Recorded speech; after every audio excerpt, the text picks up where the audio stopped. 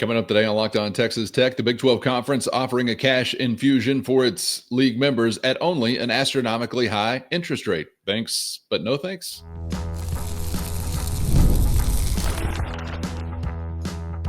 You are Locked On Texas Tech, your daily podcast on the Texas Tech Red Raiders. Part of the Locked On Podcast Network, your team every day. Great to be with you again on Locked On Texas Tech on the Locked On Podcast Network, your team every day, always free and available on YouTube or anywhere you get podcasts. Now the number one sports podcast network in the world. Today's episode brought to you by FanDuel, and right now new customers can bet only $5, and if your bet wins, you're getting $300 in bonus bets to use across the app, so download the FanDuel app today with the only Chris Level. I'm Casey Cowan, back again. Had to grab some extra time from Big Handsome, as I mentioned on our last episode. Chris, we had a full bucket to kick off our week, but did want to get to this without letting Monday slip by. And this is a conversation that we had some questions about among those in the Matador Mob. Was getting some texts about this, so I've been going back and forth with some of them over the weekend. You may have seen it out there as well. If not, we will introduce you to the Big 12 and a deal with Redbird and Weatherford Capital for a cash infusion of sorts. Chris, we've been getting into some private equity and private capital weeds this offseason, and it seems like the Big 12 now going to, pursue those weeds a little bit further. But a lot of questions about what is reported to be in the neighborhood of $500 million potential dollars and how that could impact this program, other programs within the league, if not everybody in the same way. And so initially what seemed to be so many of the questions rolling in from the mob over the weekend, when this is kind of coming across the news wire, were just in regard to whether or not the Red Raiders even had the ability to say thanks, but no thanks, or if this was something that if you're a Big 12 member, then this is knocking on your door regardless of whether or not you're wanting to invite it in. So I know there's a lot to process here. You can just sort of set the general scene as you'd like, but would like to kind of begin with that angle affecting Texas Tech. And is there some ability to, I don't know, possibly opt out, for lack of a better term? What is really interesting in this current era is how much, and I'm guilty as well. I think you've kind of fallen into this too, but it's how much we are into and pay attention to and are very intrigued by or curious about the business aspect of college athletics. Everybody's a business reporter. Everybody's like, it's not really as much about the games anymore. It's about buyouts and private equity and isn't it crazy? I mean, rev sharing and house settlements. It's like, but that's what, I don't know if that was anybody's intention, but it's like the college athletics fan in general is as much in tune in some ways to all of this aspect of their school or their league, as opposed to, I mean, when did anybody give a damn about their school's TV rating? And like people are like, they're like puffing their chest out, like, dang right, everybody watch my boys on TV. I mean, like, who cares? You know, but you do, because of where your standing is and your league, and you know, everybody was, depending on who you were, fighting for survival and all that stuff. Okay, so we know that the SEC and the Big Ten make the most money, and they have been very reluctant and may not necessarily even need to engage with private equity and all these things. A lot of people have horror stories about these ventures and about, you know, examples of private equity where they just, all they care about is they'll take a really wonderful company that everybody has these great thoughts about, and they'll squeeze every drop of water out of the rock, making sure they're turning a profit and turn it into something that it is not, doesn't resemble what it once was, for just sake of profit. It's all they're worried about, not customer service, not this, not that, whatever. Some of this conversation is you know, like numbers wise is above our heads. I fully admit it, but I'm always looking to localize it. Like, how does it affect the Big 12? How does it affect Texas Tech? All these things. So I had asked people that would know all along when these conversations first started. And I think I've said as much to you and amongst us when we've discussed this. I don't think Texas Tech was really in favor of any of this. The more they dug in, the more they looked at it. The term to me was expensive money. I don't know what the situation is here, but typically I think most private equity firms are looking at around 12 to 14% return. Okay. And that is an expensive loan when you maybe can go get one for 4%, for example. Okay.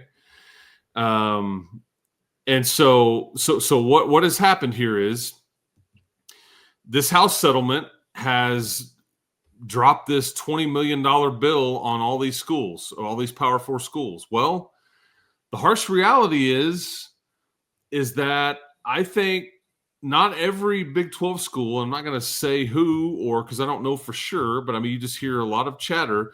Not every school.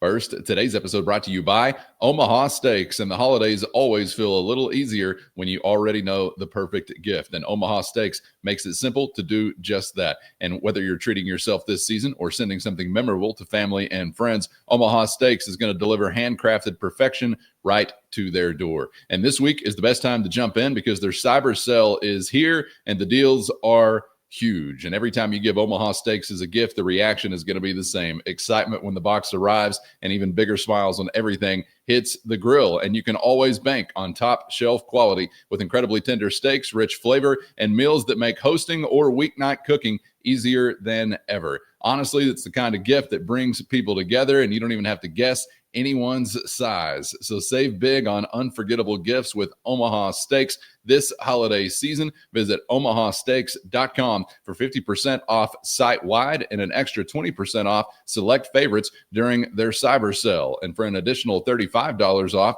use our promo code COLLEGE at checkout. That's omahasteaks.com, promo code COLLEGE. Terms apply. See site for details. Not every school is in a great position to pay said bill, or not every school is fully opted in into the full allotment of rev share. So, hey, we can just afford to do 15 of the 20 million, whatever, you divvy up however you want. And I think that's a fair question to ask aloud. I think that you've seen some changes in recent days with the coaches. I mean, look at Chris Kleiman. I think that he walks away because of, if anything, the business side of college athletics, specifically college football. I think that I don't know if he said that specifically, but I think that was the hint by his athletic director, Gene Taylor, who got very upset and was emotional, was like, oh, good man just walked away because we don't have these problems solved. Okay. I think Kyle Whittingham, was he voluntold to walk away? But I think he was rumored to not be on the same page with all the NIL and all the stuff and kind of going the Mike Gundy route. I don't know what's true, what's not. That's just what a lot of people have suggested. He's off into the sunset. And it's pretty clear that he wanted the word out there that he wasn't retiring. He may coach elsewhere, which I thought was very interesting. Yes. He and his agent definitely wanted within minutes. They wanted that out there, and they successfully got that out there. But so no Mike Gundy, no Matt Campbell, and I think you could make the argument that Matt Campbell views Penn State as a much better job because they can operate in a different sandbox. As far as he had said last year, all of our players were thrilled to be back, but a lot of them took pay cuts to come back here. So anyway, so the Big 12 from a coaching standpoint is going to look vastly different. Okay, so back to this money and private equity conversation, because I think it all ties in together. What they basically are saying is, and you, who did you say it was? It's like Redbird and Weatherford. Okay, it's some capital, private equity capital firm, whatever. So they have this deal with the Big 12, and I think initially, a year ago, 6 months ago, whenever it kind of all first got out there, it was like everybody was looking at it from a league standpoint. I think Brett Yormark pitched it, tried to explain it. I think I know the Tech leadership listened and kind of were curious, and you've seen all the stuff about trying to sell the name of the conference, trying to sell.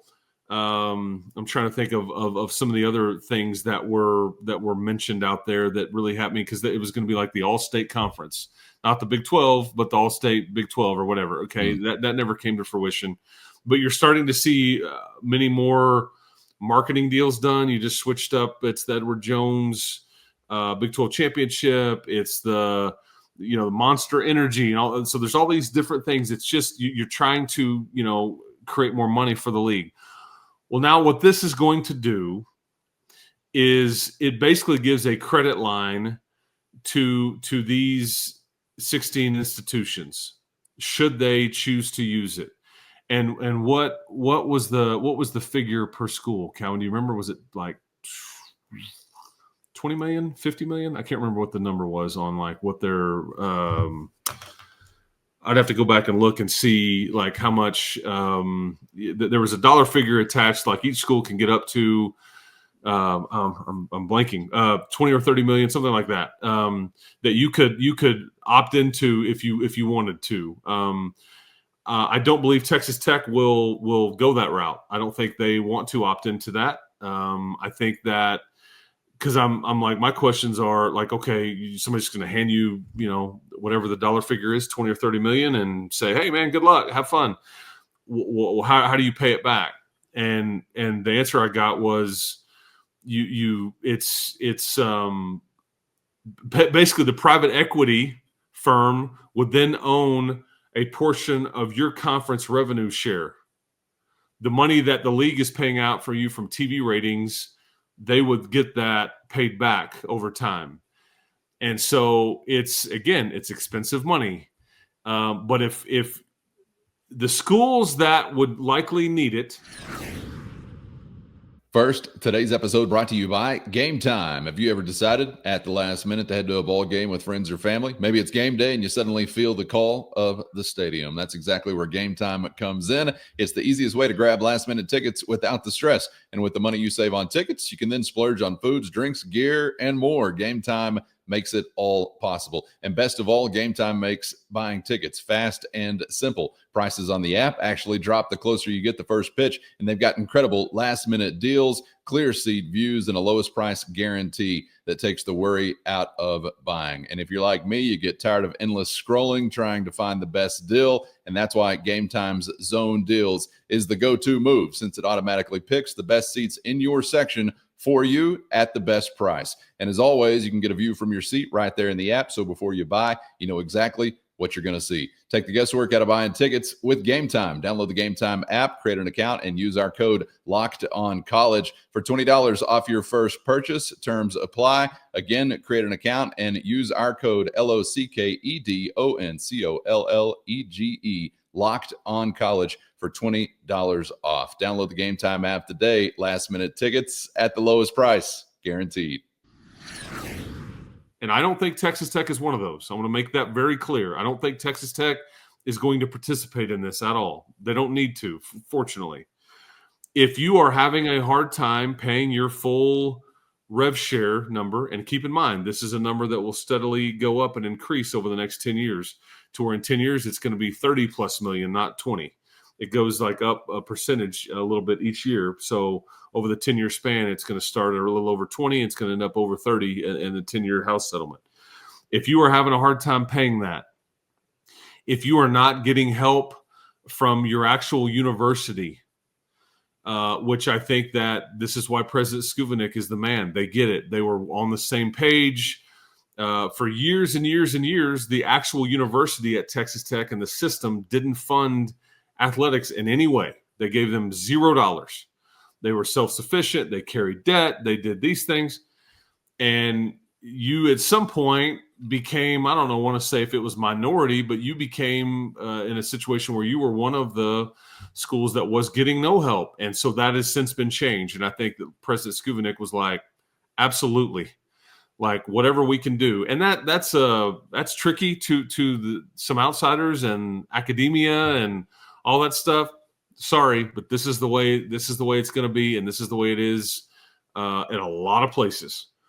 I don't know the dollar figure that the university is actually funding the athletics arm, but it's all money that's going straight to rev share. Okay, so if you're having a hard time paying your rev share, if you're not getting any help from the university, if you need to build something and you just have no other way to get that raise, and you feel like this is a good investment, this is a quick hit that would allow you to potentially finish a project, kind of add to it, maybe create something that's a revenue generator. I don't know. Or if you're dealing with like a kind of a buyout situation with the coach, or you just want to get rid of, but that's kind of some of the thought that's out there. And Texas Tech they've got their stuff built. They're able to fully fund their ratio. They're getting help from the university. They're in a fortunate situation with their donors and all these things. So this is just not a scenario to where I see Texas Tech participating, and I don't think they'll be alone in not participating. I don't, but I think some might. I think some sure might. I'm glad to be in a spot where maybe you can say thanks, but no thanks. But I don't blame others who are unable to and are taking a stab at this, because otherwise, what are you doing? Shutting her down? Are you eliminating sports? Are you? Yeah, I mean, we know what that path could look like. So I don't blame those that have to. Maybe taking a stab at something like this outside the box. I hope that Texas Tech is and can remain one that doesn't, but we'll see. All right, Chris, I appreciate a little extra time to chop up what can be a confusing and probably going to remain in some ways confusing subject. As yes, you need this in your tool bag if you are wanting to be a college sports fan in 2025. Appreciate you, man, and we'll see you for the next one. Yeah, I wish I was smarter with all the private equity conversation, but it is okay. Yeah, so I just want to make sure. Yeah, they can, each school can get 30 million. Okay, I said 20, I said 50, I think I mentioned 30, but it's roughly 30 million is what your credit line could be if you want it. But again, I think the Red Raiders are saying we appreciate it, we're good, and that's okay, and I think that's a good thing. But I won't fault anybody that I think Brett Yormark's trying to make sure that the lesser funded programs in this thing have a chance, and all those things. So it's probably a good thing for your league, but fortunately you don't need to dabble. So there you go. But yeah, private equity, man, what are we even doing? But that's what we're doing. So here we just spent some time on it here on Locked On Texas Tech. Who would have thunk it? Get subscribed on YouTube or anywhere you get podcasts so you never miss an episode. And thank you to the everydayers, oftentimes twice a dayers. You never know what the day could bring, and that's why you want to be subscribed so you never miss a thing. And of course, thanks to the Matador Mob as well. And hit our show notes to find a link to a free 14-day trial. If you're interested in joining that outlaw band, it's your direct line to Chris and myself with one-on-one text sent straight to your phone. For Chris, I'm Casey. Thanks as always for the time. We hope to see you back for the next round on Locked On Texas Tech.